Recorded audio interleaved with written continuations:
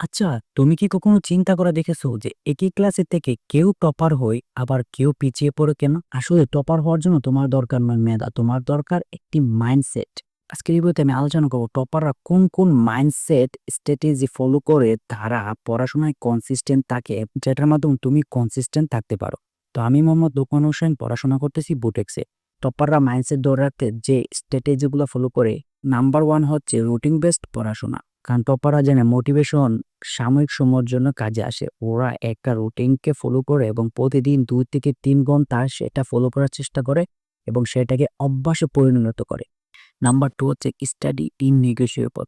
তারা আমাদের মতো প্রাত্যহিক জীবনের কাজগুলাকে মেইন প্রায়োরিটি দেয় না। তারা পড়াশোনাটাকে মেইন প্রায়োরিটি দেয় এবং সেটা প্রতিদিন ২ থেকে ৩ ঘন্টা মিনিমাম পড়ার চেষ্টা করে। এভাবেই তারা আমাদের থেকে এগিয়ে যায়। আর নাম্বার 3 হচ্ছে লং টার্ম থিংকিং। তারা কোনো কিছু চিন্তা করার সময় আগে চিন্তা করে, আমি যদি আজকে ১% বেশি পড়তে পারি বা ১% অন্য দিনের চেয়ে বেশি পড়ি, তাহলে আমি অন্যদের থেকে এগিয়ে যাব এবং ভবিষ্যতে আমি ভালো একটা কিছু করতে পারবো এবং সেটা সে মাইন্ডে রাখে এবং সেটা প্রতিদিন চিন্তা করে এবং সেটার উপর কাজ করে। যার কারণে সে আমাদের থেকে অবশ্যই এগিয়ে থাকে। নাম্বার 4 হচ্ছে এভয়েড ওভারথিংকিং।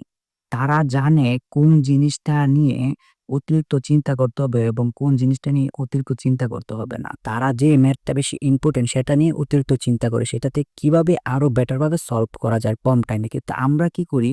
আমরা যখন কোনো প্রবলেমে পড়ি, যদি একদিন ভুলে পড়া না হয় বা ২ দিন আমাদের পড়াশোনা না হয়, তখন আমরা সেটা নিয়ে চিন্তায় পড়ে যাই। বা ১ ঘন্টা যদি পড়তে চেয়েছিলাম ৭ টায়, যদি আমার পড়াটা ৮ টায় শুরু করি, তাহলে আমি চিন্তায় পড়ে যাই, ইস! আমি তো পড়া শুরু করতে পারি নাই।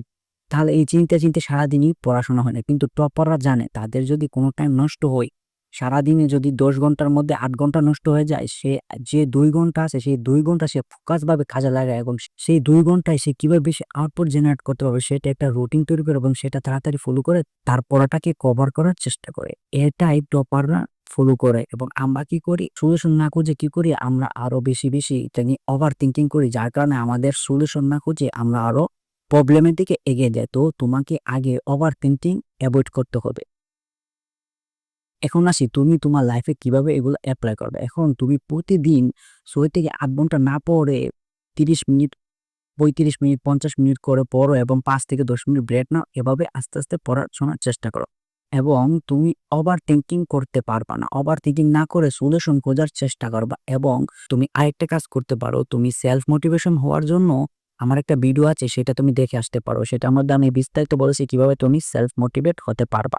আরেকটা ইম্পর্টেন্ট জিনিস হচ্ছে কি, ধরো তুমি ১ দিন বা ১ ঘন্টা বা ২ ঘন্টা পড়তে পারো নাই, তাহলে তুমি এটা নিয়ে ওভার থিংকিং না করে সেটার সলিউশন খোঁজার চেষ্টা করো। এবং তুমি চিন্তা করো, তুমি একটা রোবট না যে তুমি প্রতিদিন ৭ দিন পড়াশোনা করবা।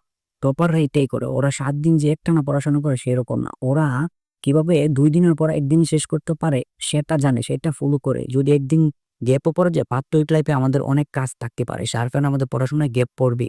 এবং আমরা একটা মানুষ, আমাদের লাইফে অনেক কাজ থাকে, প্লাস আমাদের মানসিক ট্রমা অনেক কিছু থাকে। সেগুলো আমাদেরকে পড়াশোনা থেকে বিরত রাখবে। স্বাভাবিক। সেটা তুমি কিভাবে ১ দিনের পড়া ২ দিনে শেষ করতে পারো সেটা তোমাকে আয়ত্ত করতে হবে। এভাবে ২ ঘন্টার পড়া কিভাবে ১ ঘন্টা বা আধা ঘন্টা শেষ করা যায় সেটা তোমাকে আয়ত্ত করবে। এভাবে মূলত তুমি টপার মাইন্ডসেট গুলো আয়ত্ত করতে পারবা। তো আশা করি বিষয়টা বুঝতে পারছো। দেখা হচ্ছে অন্য কোনো ভিডিওতে। বাই।